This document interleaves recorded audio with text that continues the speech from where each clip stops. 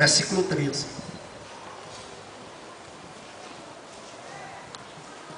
Desculpa, 2 Samuel 12, versículo 13.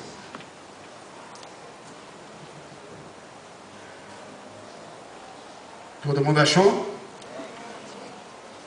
Então, disse Davi a Natã: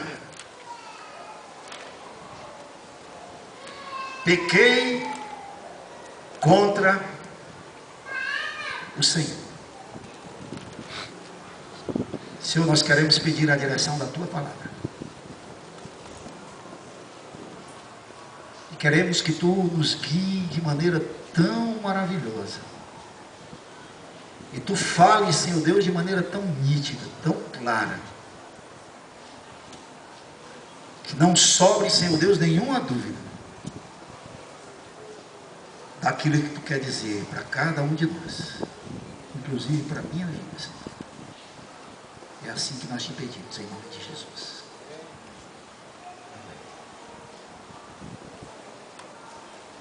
Segundo Samuel 12, ele vem de um contexto, né? Vou só falar aqui um pouco, para quem não conhece a história.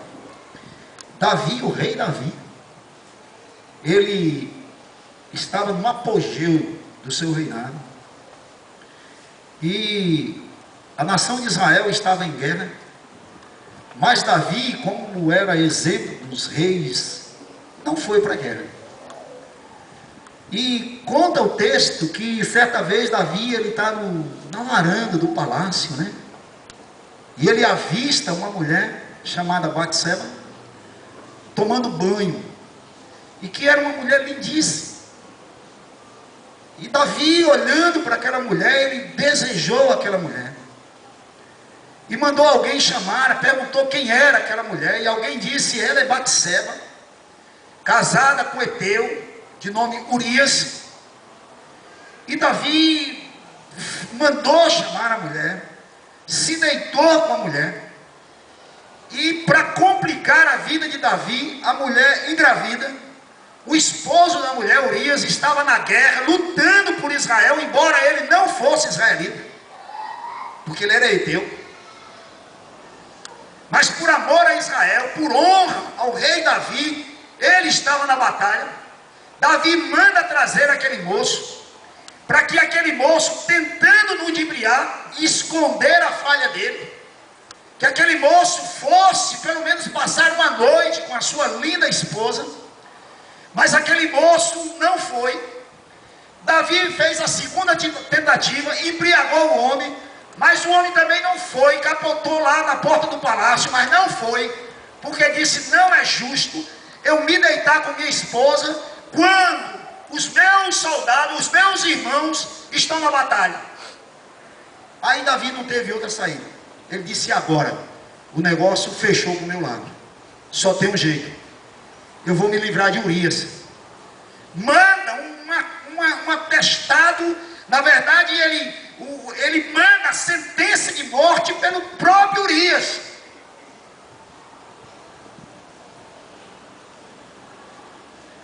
E Urias leva o recado de Davi escrito, entrega para o comandante de Davi.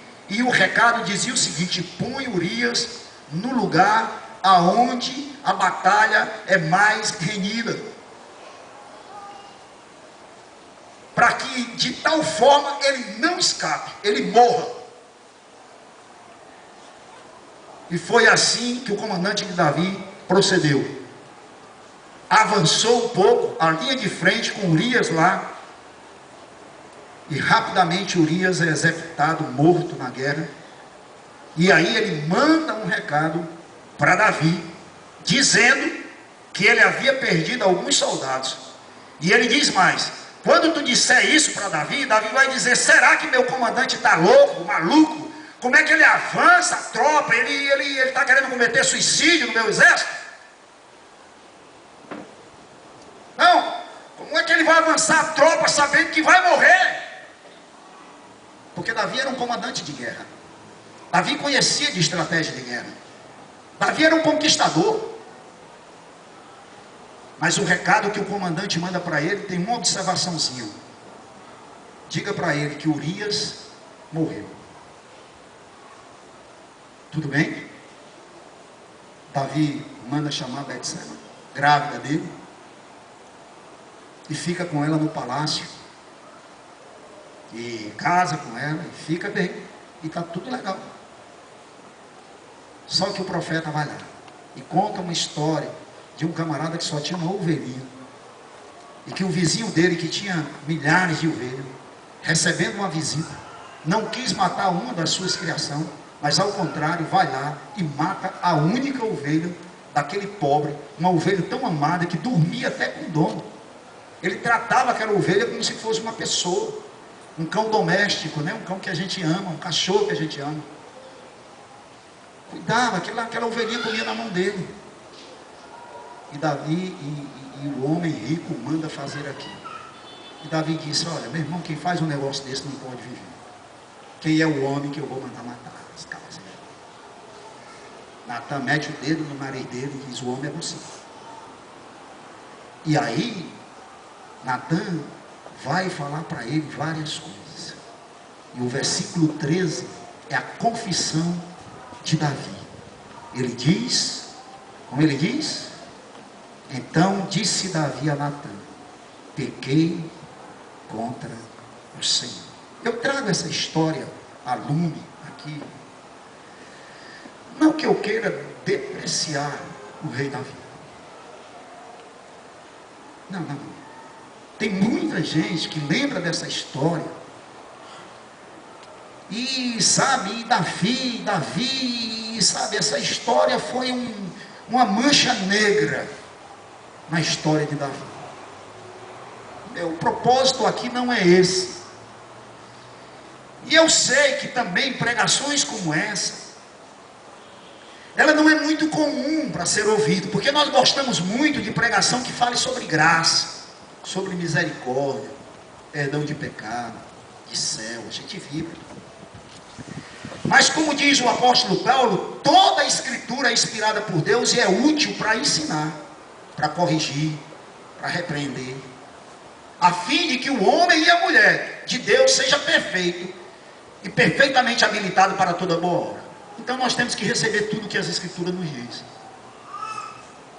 O meu propósito em trazer aqui à luz esse texto, essa história, na verdade, é para a gente poder analisar a dimensão, a profundeza, a complexidade, a malignidade dessa coisa que se chama pecado.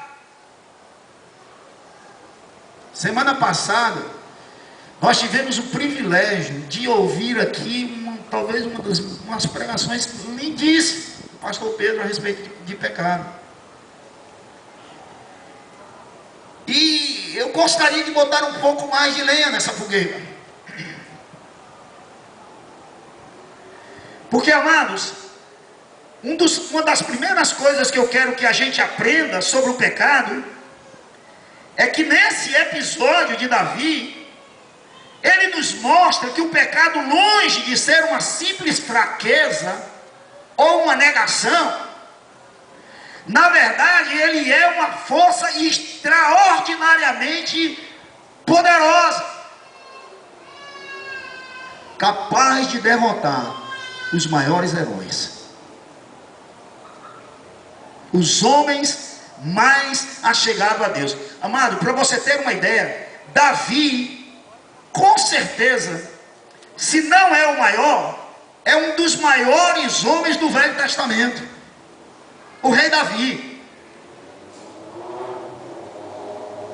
O rei Davi está na prateleira onde está Abraão, onde está Jacó. O rei Davi está aí na prateleira de cima, meu. Mas preste atenção, que por um momento, no momento de tentação e de fraqueza, Davi, ele é dominado por uma força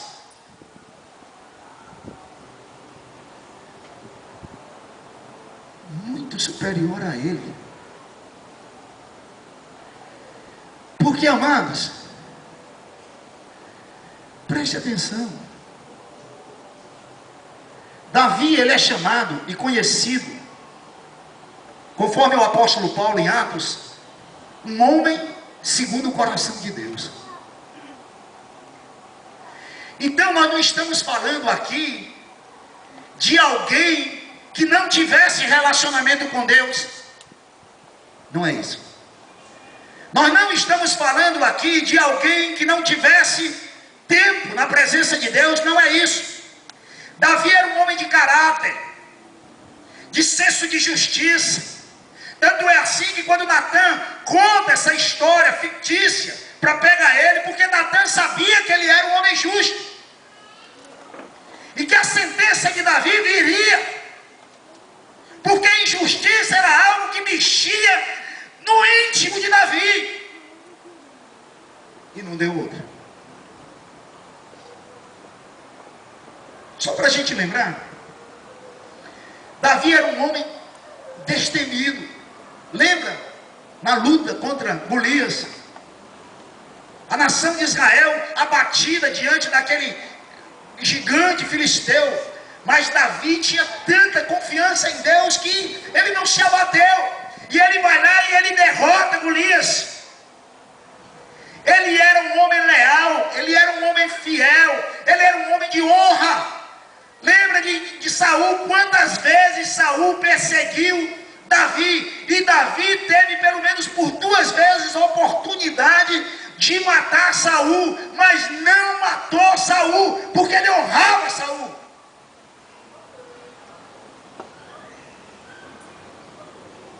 Davi era um homem leal. Ele não fazia com chave por trás, não. Na verdade, dos comandantes de Saul, ele era o mais leal. Tanto era assim que o povo amava Davi. Davi era apaixonado por sua nação, amava o seu rei, embora tivesse sido ungido para ser rei. Mas sobre esperar o tempo de Deus, ele é um homem que cumpre as suas promessas. Ele fez um pacto com Jonathan, filho de Saul, porque Jonathan disse para ele: Davi, vamos fazer um pacto aqui. Quando tu estiver reinando, por favor, não se esqueça dos meus, proteja os meus. Porque era comum, quando um rei que não era da mesma linhagem, que não vinha da mesma descendência, que vinha de uma outra família, quando ele assumia, ele matava toda aquela família do rei anterior, para não correr risco de alguém daquela família querer matar ele. E Davi faz um pacto com Jonathan. E Saul já havia morrido, Jonathan já havia morrido. E uma certa hora, um certo momento, Davi perguntou para os seus servos: existe alguém ainda da família de Jonathan, de Saul, vivo? Tem, Mefibosete, um aleijado. Você manda chamar ele aqui. Trouxeram ele para Davi. E quando ele chega para Davi, ele diz: quem sou eu, um cão morto, para que o rei se lembre de mim? E Davi chega para Mefibosete, que era paraplégico por conta de um acidente que aconteceu com ele na infância. E Davi restitui tudo que era de Saul, seu avô. E disse mais para Mefibosete: a partir de hoje você vai sentar comigo na mesa.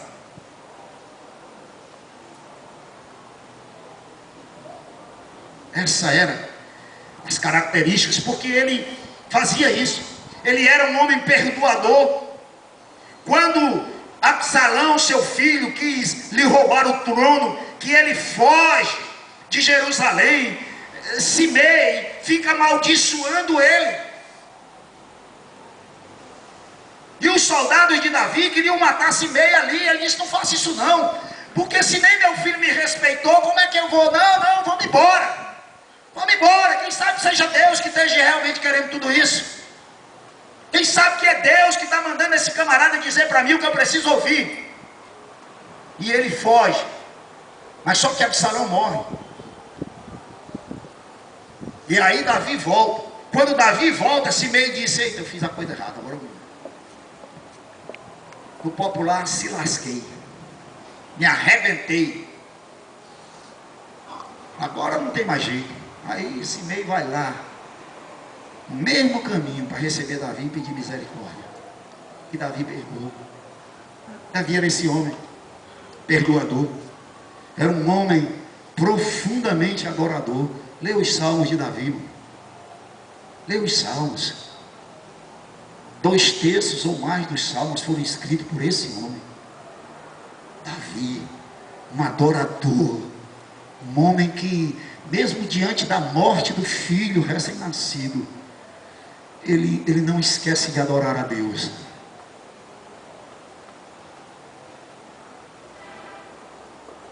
Então, amado, eu estou dizendo isso só para que a gente tenha uma ideia da magnitude do pecado.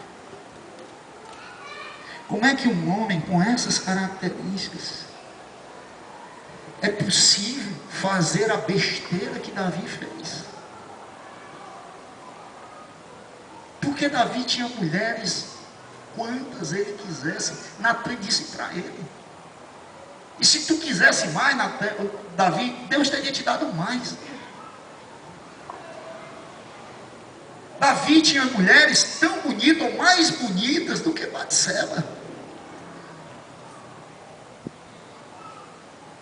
Mas o pecado é algo tão forte.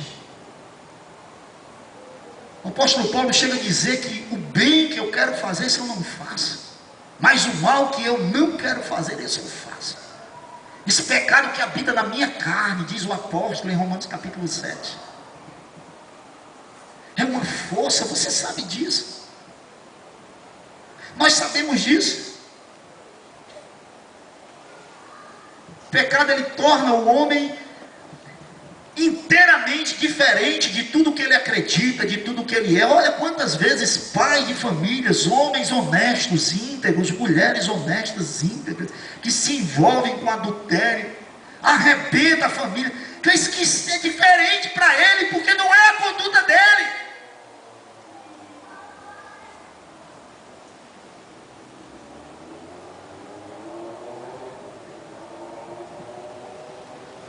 Foi assim com o rei Davi. Davi, por um minuto, ele esqueceu tudo. Ele esqueceu, veja a força do poder do pecado. Ele esqueceu quem ele era. Ele esqueceu de onde ele tinha vindo, porque Deus disse para ele certa vez: Davi, eu tirei tudo de trás das ovelhas. Quem anda atrás das ovelhas pisa em quê?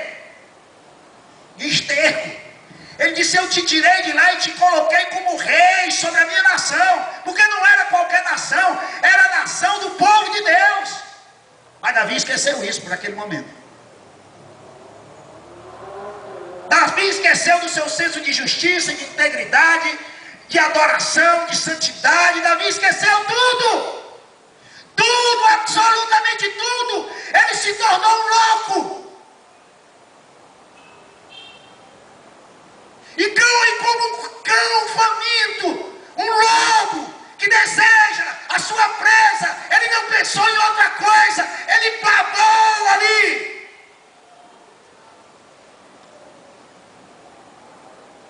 Ele arriscou o trono, a família, o relacionamento dele com Deus, por um relacionamento adúltero, por poucos momentos de prazer.